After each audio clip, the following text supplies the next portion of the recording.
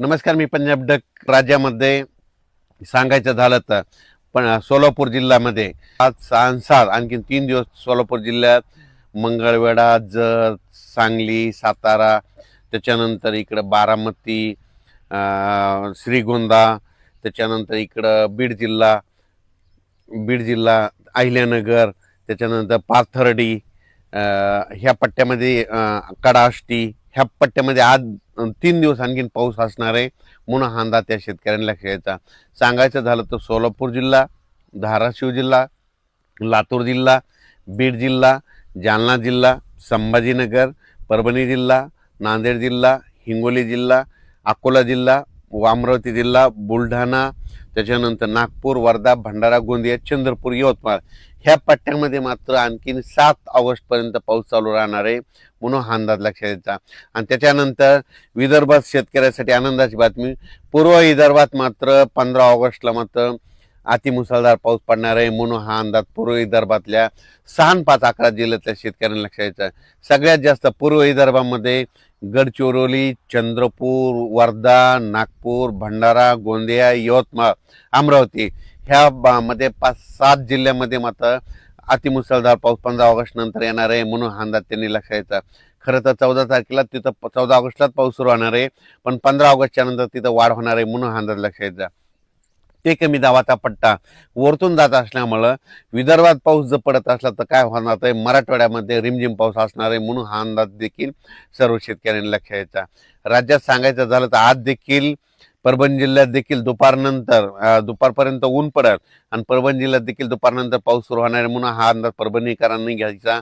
जालना जिल्ह्यात देखील तशीच परिस्थिती राहणार, दुपारनंतर सरी चालू राहतील म्हणून हा अंदाज लक्षात घ्यायचा. त्याच्यानंतर संभाजीनगरकडे देखील सरी चालू राहतील म्हणून हा अंदाज लक्षात घ्यायचा. बीड जिल्ह्यात देखील सरी राहतील म्हणून अंदाज लक्षात घ्यायचा. लातूर जिल्ह्यात देखील सरी चालूच राहतील म्हणून हा अंदाज लक्षात घ्यायचा. नांदेडकडे देखील सरी चालूच राहतील. नांदेड जिल्हा नांदेड, धर्माबाद, बिलोली, तेलंगणा, डोंगळी तहसील त्या परिसरामध्ये थोडा जास्त पाऊस असणार आहे म्हणून त्यांनी अंदाज लक्षात घ्यायचा. त्याच्यानंतर इकडं यवतमाळ जिल्ह्यात देखील सरी चालू राहतील. हिंगोली जिल्ह्यात देखील सरी चालू राहतील. वाशिम जिल्ह्यात देखील सरी चालूच राहतील म्हणून हा अंदाज लक्षात घ्यायचा. 6 आणि 7 असाच विखुरलेल्या स्वरूपाचा पाऊस पडणार आहे. सर्वदूर नसणारे अर्ध्या घंटाचा, 10 मिनिटाचा, 5 मिनिटाचा अशा सरी येऊन जातील म्हणून हा अंदाज लक्षात घ्यायचा. म्हणजे रत्नागिरी, रायगड पासून ते पालघर इकडं नाशिक पर्यंत त्या पट्ट्यात मात्र आज पाऊस पुन्हा जास्त सक्रिय होणार आहे म्हणून हा अंदाज लक्षात येतात. महाबळेश्वरला पाऊस सुरू होईल, पुण्याकडे देखील रिमझिम पाऊस सुरू होईल. त्याच्यानंतर कोकणातला देखील पाऊस चालूच राहील आणि त्याच्यानंतर इकडं संगमनेर, अकोले, नाशिक, इगतपुरी तिकडं देखील पाऊस सुरूच राहील. त्याच्यामुळे काय होईल, नंदुरबार जिल्हा, धुळे जिल्हा, जळगाव जिल्हा तिकडं रिमझिम पाऊस सुरू राहील, सरी येतील म्हणून हा अंदाज लक्षात घ्यायचा. 4 ऑगस्टला काल दिवस मावळत असताना तांबडा आभाळ झालं होतं पश्चिमेला. ज्या ठिकाणी झालं ना तिथं 72 घंट्यात त्या ठिकाणी वरुणराजे हजेरी लावणं हे वाटल्यास निसर्गाचं कारण हे लक्षात ठेवा. तुम्हाला सांगू इच्छितो, इंदापूर, पुणे, त्याच्यानंतर इकडं पंढरपूर, सोलापूर, त्याच्यानंतर इकडं बीड जिल्हा, लातूर जिल्हा, जालना जिल्हा, परभणी जिल्हा, बुलढाणा जिल्हा, अकोला, अमरावती, यवतमाळ, हिंगोली, वाशिम, नांदेड, त्याच्यानंतर वर्धा, नागपूर, भंडारा, गोंदिया, चंद्रपूर, यवतमाळ ह्या पट्ट्यात मात्र आणखीन 3 दिवस सारखा पाऊस चालू राहणार आहे म्हणून हा अंदाज लक्षात जा.